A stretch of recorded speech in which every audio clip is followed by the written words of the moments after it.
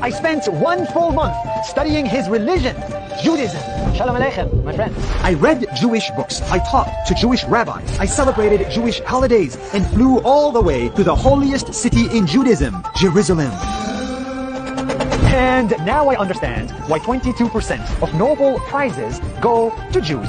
So interesting. I have never seen such a thing. But first, some background. I am on a 6-month challenge to study the top 6 religions, one every month. Buddhism, Hinduism, Judaism, Christianity, Islam, and even atheism. This is what I learned from Judaism. There are only 16 million Jews in the world, but Judaism influenced billions of Muslims and Christians because Judaism was the first religion to believe in the idea of one God, indivisible and infinite. Yeah, that idea came from here. God revealed himself to Prophet Abraham, who became the first Jewish person ever. This was the beginning of monotheistic religions. So before Judaism, there was the idea of many different gods, idol worship, paganism, many different tribes. Abraham started Judaism, which talked about one God, and from that we see Islam and Christianity and the whole monotheistic ideal. So it started from Abraham. That's right. And do you like Abraham? A great man.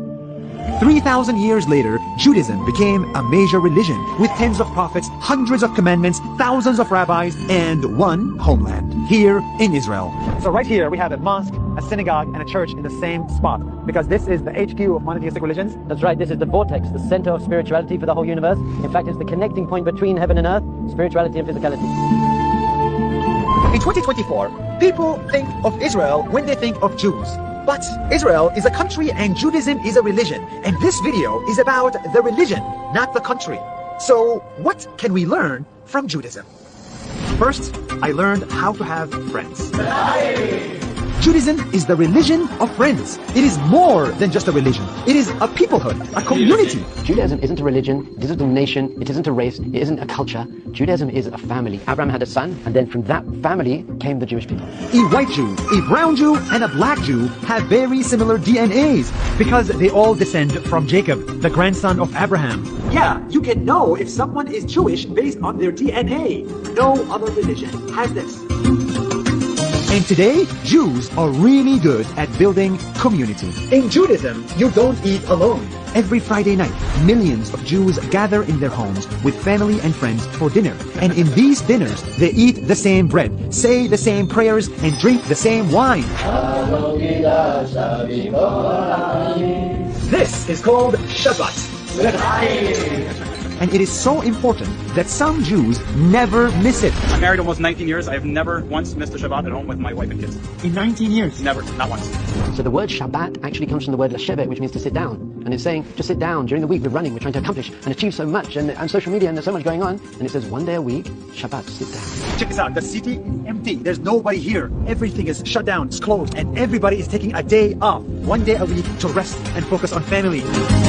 In Judaism, you do not pray alone. Jews have to gather a community of 10 people minimum for their prayers to become even more powerful.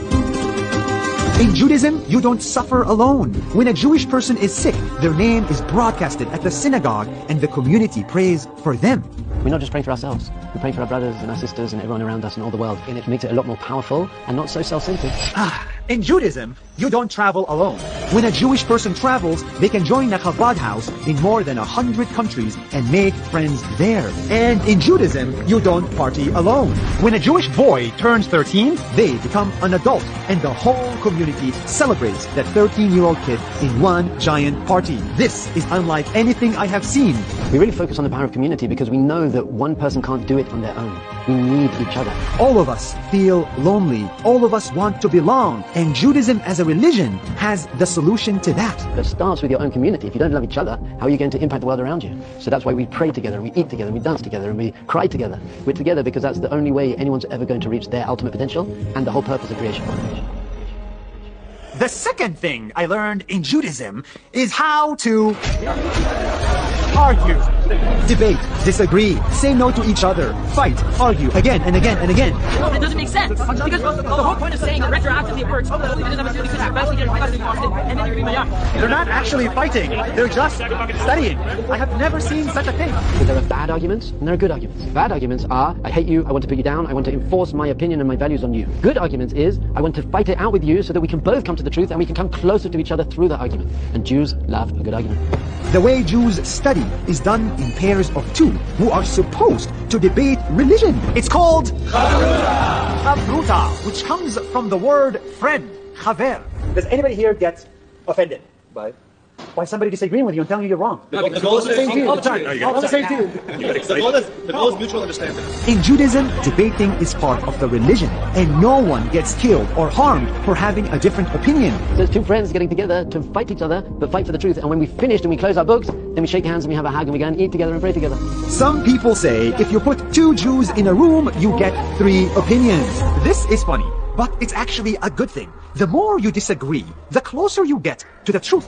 Jews like to argue because we are completely devoted and committed to finding the truth. And maybe that is why 22% of Nobel Prizes go to Jewish scientists. Because of these two major factors, the culture of arguing for the truth and the drive to improve the world and make it a better place, put those two things together, you're going to win lots of Nobel Prizes. That's a lot of them. A lot of them. Baruch Hashem. Thank God. Inshallah. Now, let's not forget, I am Muslim and he's Jewish. And history between us was not that pretty. That's true, but our holy books teach that Jews and Muslims and the whole of humanity are going to live together in peace. Even if we're not Jewish, we can be inspired by Judaism.